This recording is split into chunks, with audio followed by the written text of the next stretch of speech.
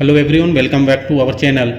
आज के हमारे वीडियो का टॉपिक है अकाउंट, खाता। इस वीडियो में हम जानेंगे खाता किसे कहते हैं, खाते कितने प्रकार के होते हैं और खातों के वर्गीकरण की आवश्यकता क्यों होती है। चलिए सबसे पहले देखते हैं कि खाता किसे कहते हैं, खाता होता क्या है।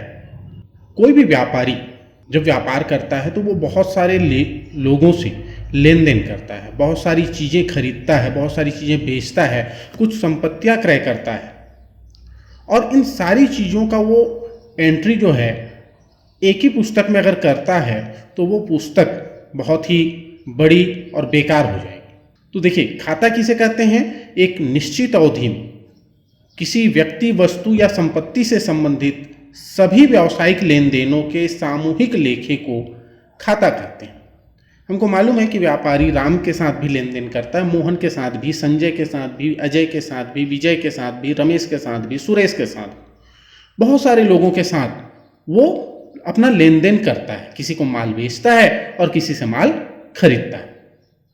तो अगर आप सोचिए कि अगर किसी दिन मोहन आके उससे पूछता है कि बताओ भैया कितना पैसा देना है, और अगर वो मोहन के नाम से उसका पूरा हिसाब किसी एक जगह नहीं लिखेगा तो वो आसानी से मोहन के साथ का जो उसका हिसाब है वो हिसाब मोहन को वो नहीं बता पाएगा और उसका जो लेखांकन का, अकाउंटिंग का जो उसका उद्देश्य है, जो पर्पज है, वो पूरा नहीं होगा।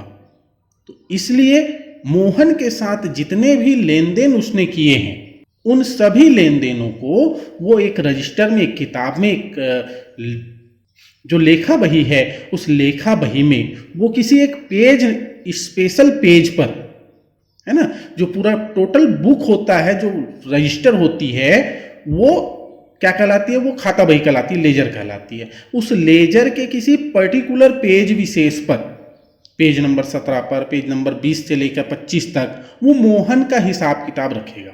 तो वो जो बुक है और उस बुक का वो जो हिस्सा है जिसमें वो मोहन के साथ होने वाले लेन देनों को लिख रहा है, वो हिस्सा क्या कहलाएगा, खाता कहलाएगा। ठीक है। तो मोहन से संबंधित लेन देनों को तिथि और क्रम अनुसार डेट वाइज रखेगा और सीरियल वाइज, पहली तारीख का लेन देन पहले लिखेगा, दूसरी तारीख का लेन देन उसके बाद लिखेगा। जो एक स्थान पर वो लिख देता है तो वो जो स्थान होता है, वो जो पेज है, वो पेज क्या कहलाएगा, तो मोहन का खाता कहलाएगा। इसी तरह से जैसे मोहन का उसने खाता खोला अलग पेज पर, अब वो संजय का, किसी दूसरे पेज पे उमेश का, तीसरे पेज पे गीता का, चौथे पेज पे मीना का, अलग अलग पेज पर अलग अलग व्यक्तियों के, और केवल व्यक्तियों के नहीं, व्यक्तियों के साथ साथ वस्तुओं के, संपत्तियों के, आय व्यय के वो हिसाब रखेगा, जिससे उसे ये पता होगा कि उसके व्यापार में हो क्या रहा है। तो खाता किसे कहते हैं, एक निश्चित अवधि में किसी व्यक्ति, वस्तु या संपत्ति से संबंधित सभी व्यावसायिक लेन देन। व्यावसायिक लेन देन मतलब जो व्यवसाय में लेन देन वो कर रहा है, माल खरीद रहा है, बेच रहा है, पैसा दे रहा है, पैसा ले रहा है, ये व्यावसायिक लेन देन कहलाता है। तो उसका जो ग्रुप बनाकर वो एक जगह एक व्यक्ति का या एक वस्तु का एंट्री करता है तो वो खाता कहलाता है। क्लियर हो गया? किसी प्रकार का कोई डाउट होगा आप कमेंट बॉक्स में डाउट क्लियर कर सकते हैं। तो चलिए, हमारा जो पहला क्वेश्चन था कि खाता किसे कहते हैं, ये आपको समझ में आ गया होगा। अब देखते हैं कि खाते कितने प्रकार के होते हैं। खाते कितने प्रकार के होते हैं, तो खाते जो हैं वो 3 प्रकार के होते हैं। व्यक्तिगत खाता, वास्तविक खाता और अवास्तविक खाता, मतलब पर्सनल अकाउंट, रियल अकाउंट और नॉमिनल अकाउंट। पर्सनल अकाउंट, व्यक्तिगत खाता। व्यक्तिगत खाता किसे कहते हैं, जो खाता व्यक्तियों से रिलेटेड होता है, जो व्यक्तियों से संबंधित होता है, वो व्यक्तिगत खाता कहलाता है। व्यक्तियों से संबंधित लेन देनों का लेखा करने के लिए जिस खाते का प्रयोग किया जाता है उसे व्यक्तिगत खाता कहते हैं। जैसे अभी हमने देखा कि हम मोहन के साथ जो लेन देन कर रहे हैं, तो उस लेन देन को हम जिस खाते में एंट्री करेंगे वो खाता क्या कहलाएगा, व्यक्तिगत खाता कहलाएगा, पर्सनल अकाउंट कहलाएगा। और जो पर्सनल अकाउंट का रूल है खातों को डेबिट क्रेडिट करने का, वो उसके लिए फॉलो होगा। ठीक है। तो व्यक्तिगत खाता व्यक्तियों से संबंधित लेन देनों का लेखा करने के लिए हम जिस खाते का प्रयोग करेंगे उसे व्यक्तिगत खाता कहेंगे। जैसे राम का खाता, मोहन का खाता, मीना का खाता, रूपा का खाता, और भी हो सकते हैं, कोई भी हो सकता है जो व्यक्ति। ठीक है।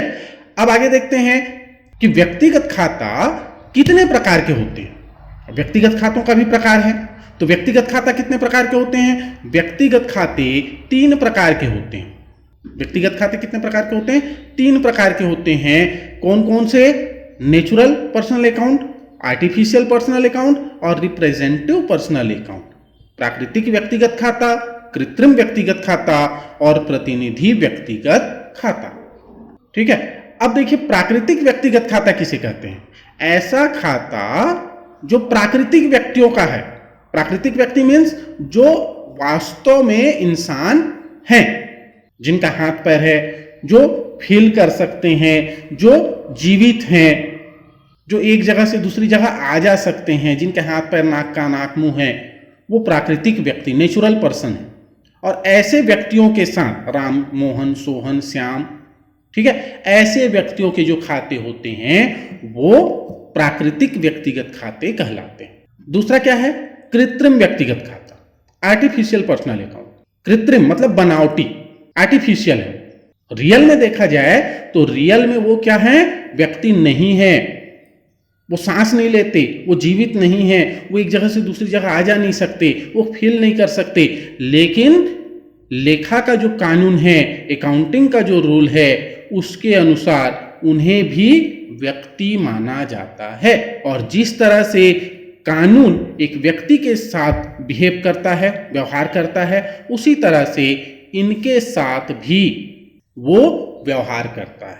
एग्जाम्पल के रूप में, अगर आप कहीं जा रहे हैं, ठीक है, और रास्ते में आपका सोहन के साथ मुठभेड़ हो गया, लड़ाई हो गया, तो आप क्या करेंगे?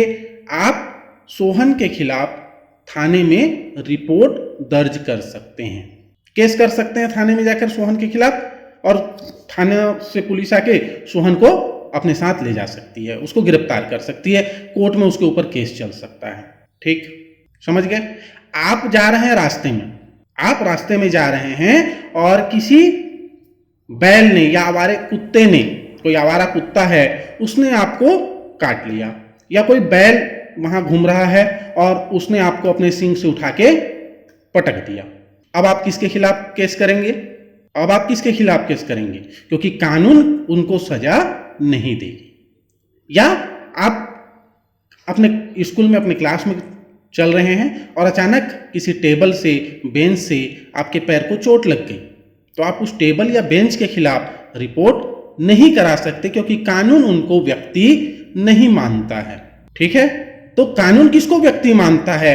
कानून व्यक्ति मानता है कुछ विशिष्ट संस्थाओं को, कुछ ऐसे ऑर्गेनाइजेशन हैं, ठीक है, इंस्टीट्यूट हैं, जिनको कानून व्यक्ति मानता है। तो ऐसे व्यक्तियों के खाते, ऐसी संस्थाओं के खाते, जैसे बैंक का खाता, बीमा कंपनी का खाता, ये खाते क्या कहलाते हैं? आर्टिफिशियल पर्सनल अकाउंट कहलाते हैं, कृत्रिम व्यक्तिगत खाते कहलाते हैं। और लास्ट, तीसरा और लास्ट है, क्या है? प्रतिनिधि व्यक्तिगत खाता। क्या है? प्रतिनिधि व्यक्तिगत खाता, रिप्रेजेंटेटिव। वो रिप्रेजेंट कर रहे हैं किसको? किसी व्यक्ति को। वो खुद व्यक्ति नहीं है, लेकिन वो किसी व्यक्ति के कार्य को रिप्रेजेंट कर रहे हैं। एक बहुत ही इंपॉर्टेंट चीज आप अंडरलाइन कर लीजिए, लिख लीजिए, नोट कर लीजिए।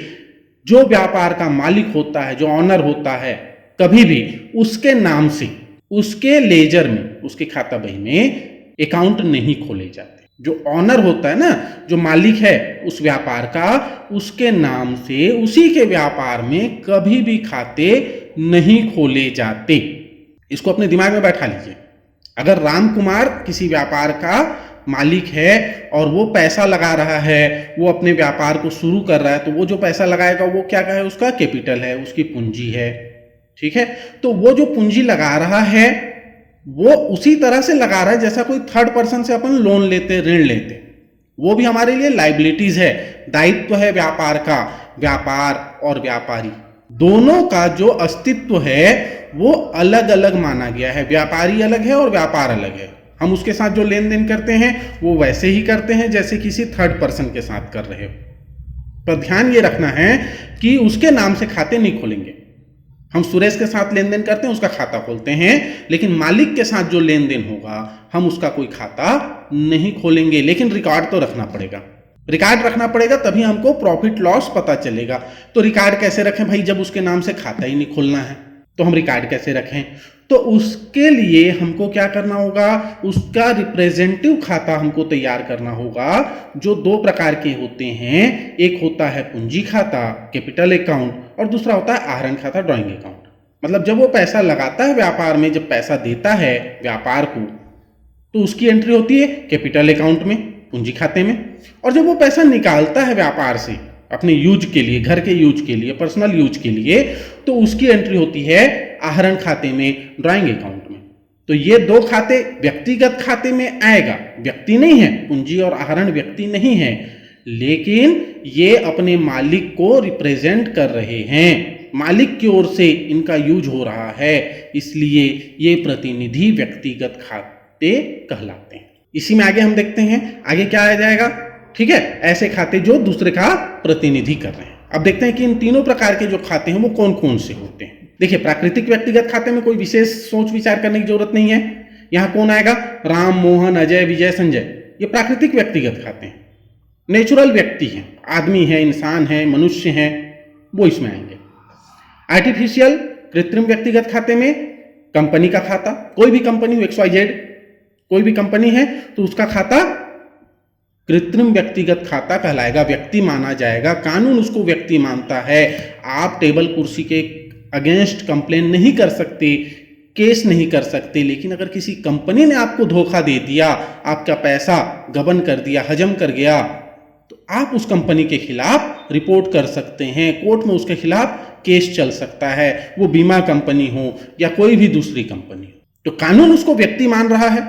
जिस तरह से एक व्यक्ति को सजा होती, जुर्माना होता, उसी तरह से उस कंपनी को भी जुर्माना होगा, बीमा कंपनी को भी जुर्माना होगा, किसी बैंक को जुर्माना होगा, कोई ऑर्गेनाइजेशन है, इंस्टीट्यूट है, उसको भी जुर्माना लगाया जाएगा। तो ये कानून इनको चूंकि व्यक्ति मानता है, इसलिए ये कृत्रिम व्यक्तिगत खाते की श्रेणी में आते हैं। और लास्ट प्रतिनिधि व्यक्तिगत खाता, जिसमें अभी हमने देखा पूंजी खाता आता है, जो मालिक पैसा लगाता है वो पूंजी खाते में लिखते हैं, और जो पैसा निकालता है, आहरण करता है, उसे हम आहरण खाते में लिखते हैं। इसमें और भी खाते आते हैं, आदत व्यय का खाता, आउटस्टैंडिंग एक्सपेंसेस। आउटस्टैंडिंग मीन्स जो देना बाकी है, जो अभी तक दिया नहीं गया, हमने यूज कर लिया, किसी से काम करा लिए, लेकिन अभी उसका पैसा नहीं दिए हैं। इस साल एक टाइम पीरियड अगर पार हो गया और अभी तक हमने उसका पेमेंट नहीं किया, तो वो पेमेंट क्या कहलाएगा, आउटस्टैंडिंग पेमेंट कहलाता है, आदत व्यय कहलाता है। ये भी व्यक्ति नहीं है, लेकिन ये उन व्यक्तियों को रिप्रेजेंट कर रहा है जिनको पैसे देने बाकी हैं, इसलिए ये इसमें आता है। जैसे अगर कोई व्यापार है जो 31 मार्च को बंद हो रहा है, उसका मतलब अकाउंट क्लोज हो रहा है, खाते बंद हो रहे हैं 31 मार्च को, तो उसके यहाँ जो एम्प्लॉय कार्य कर रहा है, कर्मचारी काम कर रहा है, उसको जो वेतन वो देगा, वो कब देगा, 1 अप्रैल को देगा। लेकिन 1 अप्रैल आते आते तक इसका जो फाइनेंशियल ईयर है वो खत्म हो गया, नया ईयर चालू हो गया। तो एक 31 मार्च को जो वेतन का अमाउंट होगा वो क्या कहलाएगा, आउटस्टैंडिंग कहलाएगा, आदत कहलाएगा, अभी तक दिया नहीं गया। ठीक है, इसी तरह से होता है पूर्वदत्त व्यय, प्रीपेड। आप जो मोबाइल चला रहे हैं, आप इस वीडियो को जिस मोबाइल में देख रहे हैं, इसका डाटा आप प्रीपेड खरीदते हैं। एक दिन अगर आप लेट हो गए तो आपका मोबाइल का डाटा काम करना बंद कर देगा, आपका मोबाइल डब्बा हो जाएगा, क्योंकि जब तक हम एडवांस पेमेंट नहीं देते तब तक मोबाइल हम यूज नहीं कर सकते, प्रीपेड होता है। तो ये क्या कहलाता है, पूर्वदत्त कहलाता है। व्यापार में भी इसी तरह से बहुत सारे ऐसे खर्चे होते हैं, ऐसे व्यय होते हैं जिसका हमको पेमेंट एडवांस में करना होता है, तो वो खर्चे क्या कहलाते हैं, प्रीपेड कहलाते हैं, पूर्वदत्त कहलाते हैं। और ये उन व्यक्तियों का प्रतिनिधित्व कर रहे हैं, उनको रिप्रेजेंट कर रहे हैं जिनको हमने एडवांस पैसे दिए। ये तो हो गया व्यय का बात। अब आ जाते हैं आय में, इनकम में। उपार्जित इनकम, एक्यूर्ड, ये क्या है, हमने काम कर दिया किसी के बदले, लेकिन उसका पैसा हमको नहीं मिला, मिल जाना चाहिए था, इसी साल का है, इस साल उसको हमको कमा लेना था, मतलब कमा तो हम चुके, मिलना था लेकिन मिला नहीं है, अप्राप्त। ठीक है, अप्राप्त आय, ये भी व्यक्ति नहीं है, अप्राप्त आय कोई व्यक्ति तो नहीं है, लेकिन ये उस व्यक्ति का प्रतिनिधित्व कर रहा है जिससे हमको पैसा लेना है। फिर अनुपार्जित आय, ऐसी आय, ऐसा इनकम जिसके लिए अभी हमने कोई काम नहीं किया लेकिन उसका पैसा हमको एडवांस में मिल गया, वो अनुपार्जित आय है। क्लियर हो गया? तो ये क्या है? प्रतिनिधि व्यक्तिगत खाते हैं। ये आदमी नहीं है, ये खाते किसी भी आदमी का नाम नहीं है इसमें, लेकिन फिर भी ये व्यक्तिगत खाते में ही आता है। तो व्यक्तिगत खाता क्लियर हो गया? किसी प्रकार का कोई डाउट हो तो आप कमेंट बॉक्स में कमेंट करके पूछ सकते हैं। अब सेकंड नंबर पे चलते हैं। सेकंड नंबर है हमारा रियल अकाउंट, वास्तविक खाता। जैसे नाम से ही समझ में आ रहा है, रियल, जो चीज वास्तव में है। व्यापार में जो चीजें रियल हैं उनके जो अकाउंट होते हैं, उनके जो खाते होते हैं, वो वास्तविक खाते कहलाते हैं, जिनका संबंध व्यवसाय की धन, संपत्ति, वस्तुओं से होता है, क्योंकि ये चीजें वास्तव में व्यापार में होती हैं, हम देख सकते हैं, छू सकते हैं। ठीक है? तो वो चीजें हैं, तो वो धन, संपत्ति और वस्तुओं से रिलेटेड है, वास्तव में है वो सामान, वो चीजें, हम उनको फिल कर सकते हैं। ठीक है? उनका वजूद है, तो वो इसमें आता है। जैसे रोकड़ खाता, मशीन खाता, क्रय खाता, माल खरीदते हैं तो उसको क्रय कहा जाता है। क्लियर हो गया? वास्तविक खाता किसे कहते हैं? अब देखते हैं वास्तविक खाते कितने प्रकार के होते हैं। वास्तविक खाते दो प्रकार के होते हैं। एक होता है मूर्त खाते, टेंजिबल, और दूसरा होता है अमूर्त खाते, इनटेंजिबल। मतलब हम जिसको देख सकते हैं, छू सकते हैं, उठा सकते हैं, एक जगह से दूसरी जगह ले जा सकते हैं, जिनका अपना कोई रंग, रूप, आकार, प्रकार होता है, वो मूर्त खातों में आता है। दृश्य जो देखे जा सकते हैं, जैसे मशीन, भवन, भूमि, ठीक है, मोटर गाड़ी, फर्नीचर, ये सारी चीजें ऐसी हैं जो हम देख सकते हैं, अपनी वस्तुएं जिनका हम व्यापार कर रहे हैं, गुड्स। और अमूर्त खाते, ऐसे खाते जिनका कोई आकार प्रकार नहीं होता, जिनको आप देख छू नहीं सकते, जिसको आप एक जगह से दूसरी जगह ट्रांसफर नहीं कर सकते, वो क्या कहलाता है? अमूर्त खाते कहलाते हैं। जैसे गुडविल, ख्याति, है ना, तो ये अमूर्त होता है, हम इसको महसूस कर सकते हैं, उसका वैल्यू होता है, पर उसको हम देख नहीं सकते, छू नहीं सकते, उसका कोई रंग नहीं है, कोई रूप नहीं है, कोई आकार प्रकार नहीं है, तो वो अमूर्त है, अदृश्य है।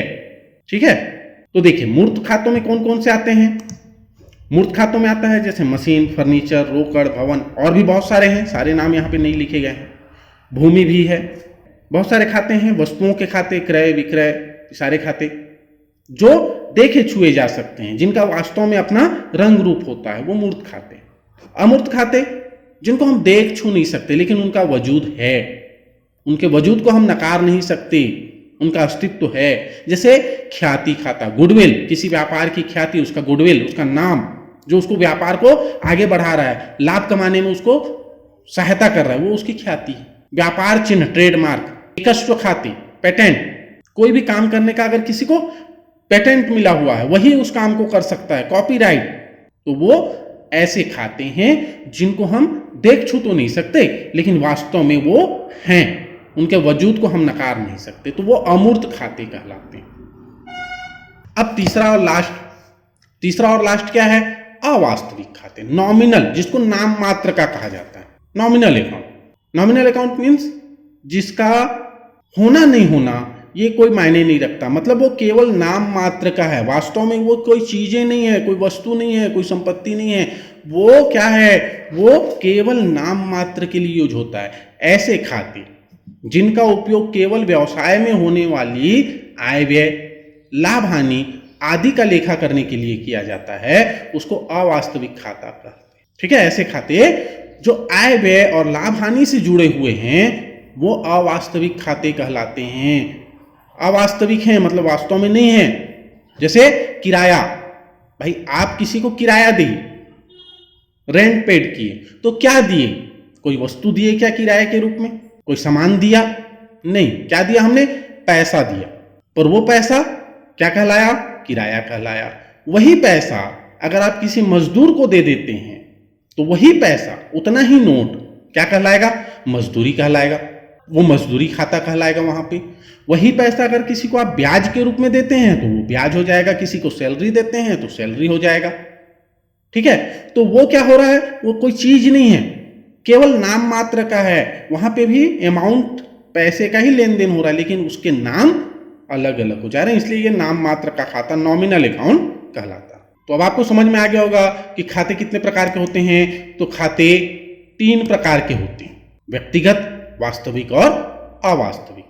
फिर व्यक्तिगत खाते कितने प्रकार के होते हैं। तो व्यक्तिगत खाते फिर होते हैं कितने प्रकार के, 3 प्रकार के, प्राकृतिक, कृत्रिम और प्रतिनिधि। फिर वास्तविक खाते कितने प्रकार के होते हैं, 2 प्रकार के, मूर्त और अमूर्त। और अवास्तविक खाते, अवास्तविक खातों का अलग से कोई प्रकार नहीं होता। जो भी व्यापार के आय व्यय लाभ हानि है वही अवास्तविक खाते की श्रेणी में आते हैं। ठीक है, अब इंपॉर्टेंट चीज क्या है कि हमने इनको बांटा क्यों, अलग अलग क्यों किया, इनके वर्गीकरण की जरूरत क्यों पड़ी। तो चूंकि व्यापार में बहुत सारे लेन देन होते हैं, कोई व्यक्तियों से संबंधित होता है, कोई वास्तविक खाते से संबंधित होता है, कोई लेन देन खर्च का है, लाभ हानि का है, तो सबका जो डेबिट और क्रेडिट करने का नियम है वो अलग अलग है, भिन्न भिन्न है, डिफरेंट है। इसलिए हमको इनको अलग अलग पहचानने की जरूरत होती है। अब सबसे इंपॉर्टेंट पॉइंट जो है वो ये है कि खातों को डेबिट क्रेडिट कैसे करते हैं। तो खातों को डेबिट क्रेडिट कैसे किया जाता है इसका एक पर्टिकुलर वीडियो बना हुआ है, आपको ऊपर आई बॉक्स में दिखाई देगा, आप वहां से उसे देख सकते हैं, समझ सकते हैं। शॉर्ट में अगर हम देखें, एकदम शॉर्ट में, तो एकदम शॉर्ट में आप समझिए कि 3 प्रकार के खाते हैं। व्यक्तिगत खाते हैं, तो व्यक्तिगत खातों में क्या होता है, जो रिसीवर होता है, जो पाने वाला है वो डेबिट किया जाता है, और जो गिवर है, जो देने वाला है, उसको हम क्रेडिट करते हैं। रियल अकाउंट, वास्तविक खातों में क्या नियम है, जो आता है, जो भी वस्तु आई है ना, आता है मतलब आदमी आने पे नहीं, कि मेहमान आ गया तो उसको डेबिट नहीं करना, समझ में आया ना, कोई गेस्ट आ गया तो उसको डेबिट नहीं करना। व्यक्तिगत में आने वाले व्यक्ति के बारे में हम बात करेंगे तो वहां आने वाला जाने वाला नहीं, वहां पाने वाला और देने वाला। वास्तविक खाता रियल अकाउंट है, आता है मतलब कोई वस्तु आ रही है, खरीद के हम ला रहे हैं, जाता है मतलब हम बेच रहे हैं, व्यापार से बाहर जा रहे हैं, तो जो आए वो डेबिट और जो जाए वो क्रेडिट। कोई भी संपत्ति क्रय करोगे, खरीदोगे तो डेबिट होगा, सामान बेच दिए तो वो क्रेडिट होगा। और तीसरा और लास्ट है नॉमिनल अकाउंट, अवास्तविक खाता। तो अवास्तविक खाते में क्या होता है, समस्त खर्चे और हानियां डेबिट किए जाते हैं, जितने भी खर्च हैं, हानि है, वो डेबिट किए जाते हैं, और आय और लाभ, प्रॉफिट है, इनकम है, तो वो क्रेडिट होता है। ये शॉर्ट में है, आपको इसका पूरा डिटेल एग्जाम्पल के साथ कि कैसे डेबिट क्रेडिट किया जाता है पर्टिकुलर वीडियो बना हुआ है, आप इस वीडियो में उसे देख सकते हैं, समझ सकते हैं। इसके बाद भी अगर आपको कोई डाउट हो तो कमेंट करके आप जरूर पूछिए। वीडियो आपको कैसा लगा कमेंट बॉक्स में जरूर बताइएगा। वीडियो अगर अच्छा लगा तो वीडियो को अपने दोस्तों को शेयर करना ना भूलें, और अगर अभी तक आपने चैनल को सब्सक्राइब नहीं किया है तो इस तरह के और अकाउंट से रिलेटेड, कॉमर्स से रिलेटेड वीडियो के लिए चैनल को सब्सक्राइब कर लीजिए। मिलते हैं अपने नेक्स्ट वीडियो में इसी तरह के एक नए वीडियो के साथ, तब तक के लिए जय हिंद, जय भारत।